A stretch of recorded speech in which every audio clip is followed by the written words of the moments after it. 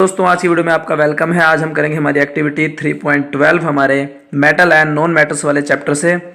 इस एक्टिविटी में आपसे कहा है कि आपको एक कॉपर की क्लीन वायर लेनी है और एक आयरन नेल लेनी है।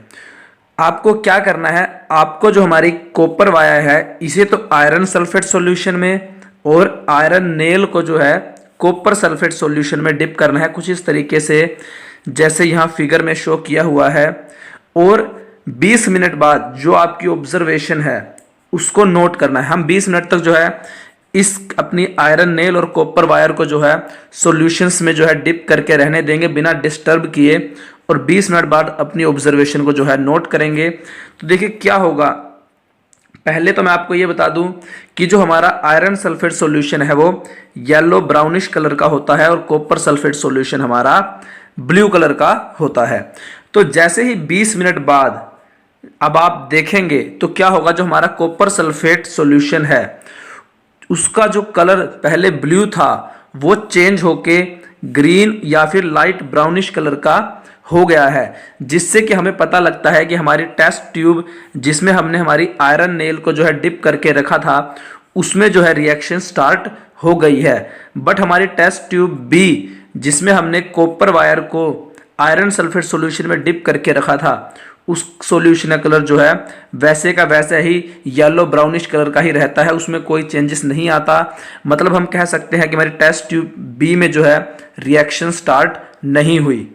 इसके बाद इन्होंने कहा है जो हमारी रिएक्शन टेस्ट ट्यूब ए में हुई है उसके लिए एक बैलेंस्ड केमिकल इक्वेशन जो है वो लिखो। तो देखिए टेस्ट ट्यूब ए में क्या था, हमारे पास हमारी आयरन नेल थी, यानी आयरन जिसका केमिकल फॉर्मूला होता है Fe, उसे हमने रखा था कॉपर सल्फेट सॉल्यूशन में। और जब हमारे कॉपर सल्फेट सॉल्यूशन का ब्लू से चेंज हुआ कलर ग्रीनिश या येलो ब्राउनिश कलर हुआ, तो वो क्यों हुआ, वो हुआ आयरन सल्फेट बनने के कारण।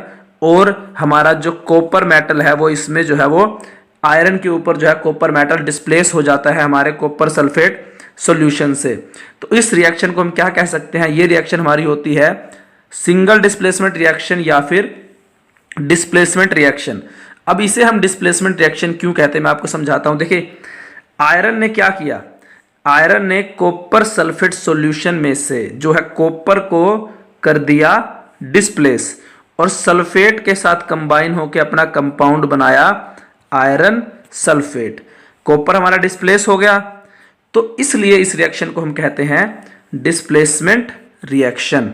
सो एक्टिविटी तो हमारी हो गई, बट इस एक्टिविटी का मेन मोटिव क्या था, आपको क्या सिखाना चाहते थे कि देखिए जो हमारी सभी मेटल्स हैं वो इक्वली रिएक्टिव नहीं होती। ये हम जो हमारी पहले 3.9 से 3.11 तक जो हमने एक्टिविटीज़ की हैं उसमें आपको समझ में आ गया था। उसमें हमने क्या किया था, उसमें हमने हमारी मेटल्स को जो है ऑक्सीजन, वाटर और एसिड तीनों के साथ रिएक्ट करवाया था और उनकी रिएक्टिविटी जो है वो नोट की थी। बट कुछ मेटल्स थी हमारी जैसे आयरन या कॉपर या फिर गोल्ड या सिल्वर, ये मेटल्स ने जो किया गया था इन तीनों के साथ ही जो है रिएक्ट नहीं किया था।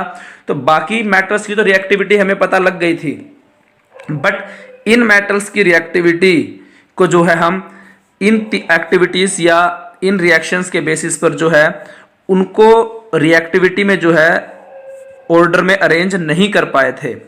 तो उन एक्टिविटी मेटल्स को जो हमारी आयरन कॉपर जैसी मेटल्स हैं उनको जो है रिएक्टिविटी के ऑर्डर में अरेंज करने के लिए जो डिस्प्लेसमेंट रिएक्शन है जो हमने भी हमारी इस एक्टिविटी में की है वो काफ़ी ज़्यादा सूटेबल होती है।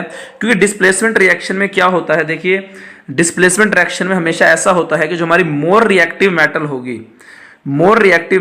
वो हमेशा हमारे लेस रिएक्टिव मेटल को जो है वो डिस्प्लेस करेगी। जैसे देखिए अगर यहाँ पे हमने मेटल ए लिया है और एक सॉल्यूशन लिया है मेटल बी का, अब अगर मेटल ए हमारे मेटल बी को जो है डिस्प्लेस करके अपना कंपाउंड बनाए तो हम कह सकते हैं कि हमारी मेटल ए जो है वो मेटल बी से ज़्यादा रिएक्टिव है। अगर मेटल ए हमारी मेटल बी को उसके कंपाउंड से डिस्प्लेस ना कर पाए तो मतलब मेटल ए हमारी मेटल बी से ज़्यादा रिएक्टिव नहीं है। तो इसीलिए डिस्प्लेसमेंट रिएक्शन का यूज़ किया हमने हमारी रिमेनिंग जो है मेटल्स को जो है उनकी रिएक्टिविटी में अरेंज करने के लिए। और यहाँ पर हमने देखा था कि आयरन ने जो है कॉपर सल्फेट को डिस्प्लेस किया, तो हम कह सकते हैं कि जो हमारा आयरन है वो कॉपर से ज़्यादा रिएक्टिव है। और अब हमारी देखिए 3.9 से लेके 3.12 तक जो है एक्टिविटीज़ हो चुकी हैं। तो अब हम जो है मेटल्स की एक रिएक्टिविटी सीरीज जो है वो बना सकते हैं। वो कुछ इस तरीके की होगी। देखिए यहाँ क्या होगा, ये हमारी मेटल्स की रिएक्टिविटी सीरीज है जिसमें मोस्ट रिएक्टिव मेटल्स हमारी जो है potassium, then sodium, then calcium, कुछ इस तरीके से मेटल्स जो अपनी रिएक्टिविटी के डिक्रीजिंग ऑर्डर में नीचे की तरफ आती रहेंगी। जैसे कि गोल्ड है हमारी, गोल्ड हमारी सबसे लीस्ट रिएक्टिव मेटल होगी उन मेटल्स में से जिनके साथ हमने जो है हमारी एक्टिविटीज़ को किया है। उससे गोल्ड से ज़्यादा रिएक्टिव मेटल होगी हमारी silver, then copper, then iron. और ये हमारी जो है मोस्ट रिएक्टिव मेटल्स हैं और ये डिक्रीजिंग ऑर्डर में कुछ इस तरीके से नीचे की ओर आ रही हैं। तो अगर आपको रिएक्टिविटी को अच्छे से समझना है तो आपको जो है 3.9 से लेके 3.12 तक जो है सभी एक्टिविटीज़ को अच्छे से देखना होगा। सभी के लिंक आपको डिस्क्रिप्शन में मिल जाएंगे। आप चैनल पे सर्च करके भी उन एक्टिविटीज़ को देख सकते हैं। आज की वीडियो में इतना ही। धन्यवाद।